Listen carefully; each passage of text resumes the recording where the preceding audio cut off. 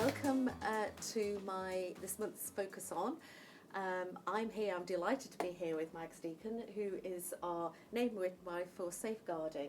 And I know, Mags, you've done a lot of work with regarding the mama pathway, and it's been recognised nationally, the work you've been doing. And this relates to babies that have been affected by alcohol. And I understand from the World Health Organization that 1 in 100 babies are affected with an alcohol syndrome, which is obviously affects their learning. And obviously we're keen to address those issues. And you've done some fantastic work, I have to say. So can you tell me a little bit about Mama Pathway? Yeah, sure. So the Mama Pathway is a screening programme which we launched in 2016.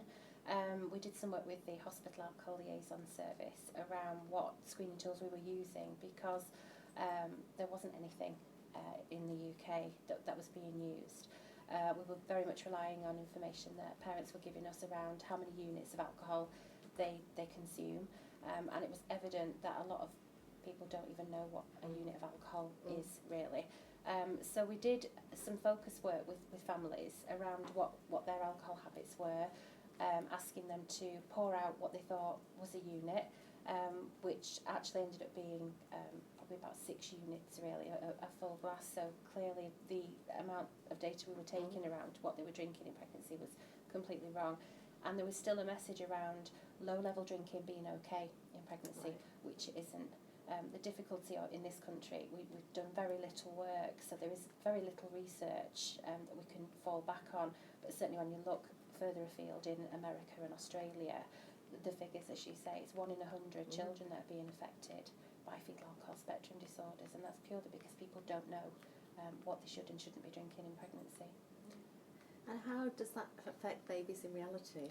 So classical symptoms of fetal alcohol syndrome are more easily noticeable because the child has got physical attributes, so low set ears, flat philtrum, etc. That actually you can see visibly the problems. But we're talking about children that are potentially being misdiagnosed with autism and Asperger's syndrome. These are the children that are showing low-level behaviour issues in school, so being written off as the naughty children. They're demonstrating risky behaviour, they're not learning from their mistakes, so they're far more likely to go into the criminal justice system as they get older, because they haven't had the right support at the right stage in their lives. So all this could be prevented, Absolutely. Which is really important, and one of the areas that you really want to concentrate on. Once you've introduced the Mama Pathway, how have our communities responded to that, mothers to be responded? Okay, so pregnancy is a unique time in somebody's life really, because it's a golden window of opportunity for people to make changes in their lives for the better, to improve their health. And the majority of parents want to do the right thing, so they do tend to be quite honest around the behaviours in pregnancy that might impact on the health of the child. So we are able to advise them, give them the right advice. For somebody, they might not want to be completely honest about alcohol consumption, but it's about providing a message that they can take that home and think about it when they get home and think about the changes that they need to make. So we initially thought there'd be quite a small amount of change. We anticipated around 10 to 15% maybe of families that would change their behaviours, because we screen them at booking and then we screen them again at 16 weeks.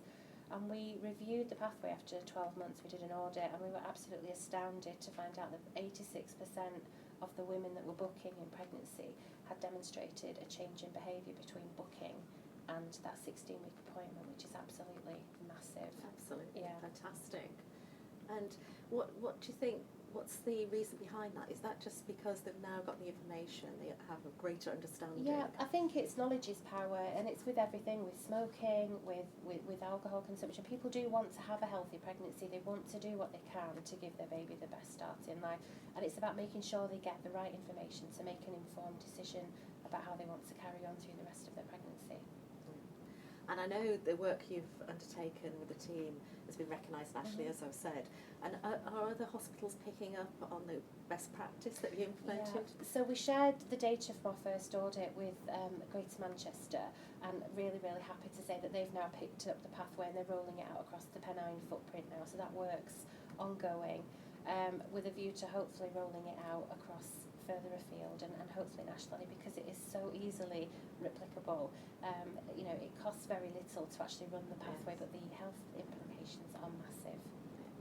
And I know from the information you've sent me around the pathway, I mean, it must be difficult for some parents to actually reduce their intake, but additional support is provided, and you've been linking with the HALS team? Yeah, so we have an enhanced midwifery service who work with the more vulnerable families, and we've got an alcohol support worker who links between the community alcohol support services and the hospital.